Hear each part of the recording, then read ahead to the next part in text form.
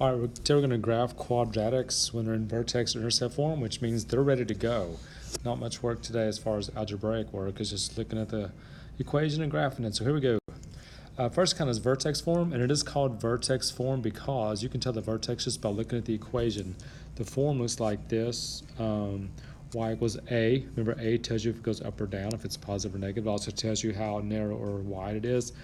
X minus h squared plus k. Now the vertex, when it's written in this form, the vertex is hk. That's a big deal because it's the opposite of what's inside. Imagine that. Plus k, which is exactly what's outside. So it tells you like where to start where your vertex goes. Go right or left h, up or down k. Axis of symmetry is also inside the parentheses, x equals h, because it goes right through the x coordinate.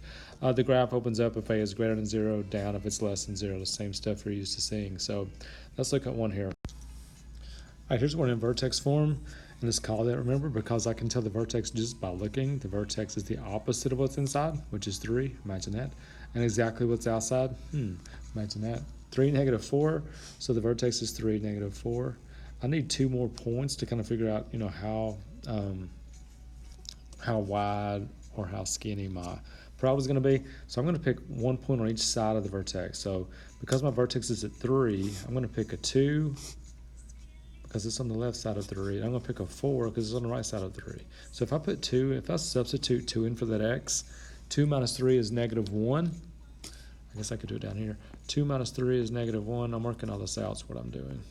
So 2 minus 3 is negative 1, squared is positive 1, times 2 is 2, plus 4, what's a minus 4, is negative 2. So when I plugged in 2, I got negative 2, which is here. Now the good thing is I don't really have to plug in the other one. If I go 1 over, remember it's symmetric, so I'm going to go 1 over right there. And I'm going to draw my parabola. I'll change colors real quick. Draw my parabola right through the points. And that's all you do for vertex form. So recap really fast. The vertex you can tell by looking. Opposite of what's inside, exactly what's outside. You need 2 more points. So I picked a point right beside the vertex, which was, I picked 2 and 4. When I plugged in the 2, I got negative 2, which means because the 4 is also 1 away and the parabola has an axis of symmetry, it's negative 2. It says label the axis. I didn't do that. The axis goes right through here. The axis would be x equals 3, whatever your vertex is. All right, if it's in intercept form means it's basically been factored. That's kind of, some people call it factored form or intercept form. It's called intercept form because you can tell what the x-intercepts are just by looking. Once it's factored, in these 2 factors, you know that the one x-intercept is p, the other one is q. Again, the opposite of what's inside. Imagine that.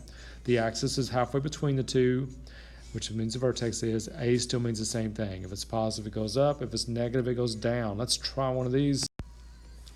All right, here's when it says graph, label the vertex, axis, and x-intercepts, and it's in intercept form, which is handy.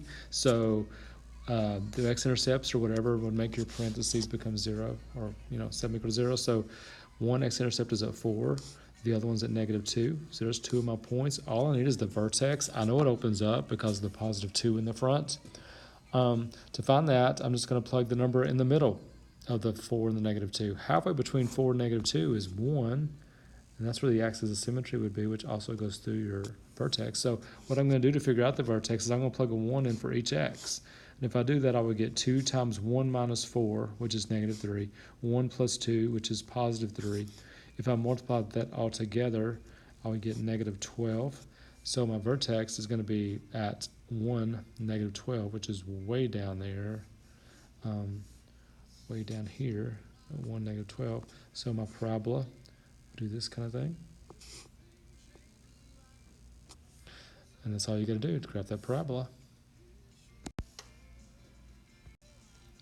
All right, now they're going to kind of go backwards. I want you to write one in in intercept form, in standard form. And to do that, we're going to use FOIL. And I think you should remember FOIL from Algebra 1, first, outer, inner, last. So I'm going to keep the negative 2 out here for a minute and just do FOIL of the 2 parentheses. You do first, then you do the outer, then you do the inner, 5 times x, then you do last, which is negative 40. Hopefully that looks familiar to you. Now, the great thing about FOIL is your two x's in the middle, you're allowed to add together because they're like terms. So I can add those, make that negative 3x minus 40. And to finish up, I'm just going to distribute the negative 2, negative 2x squared plus 6x plus 80.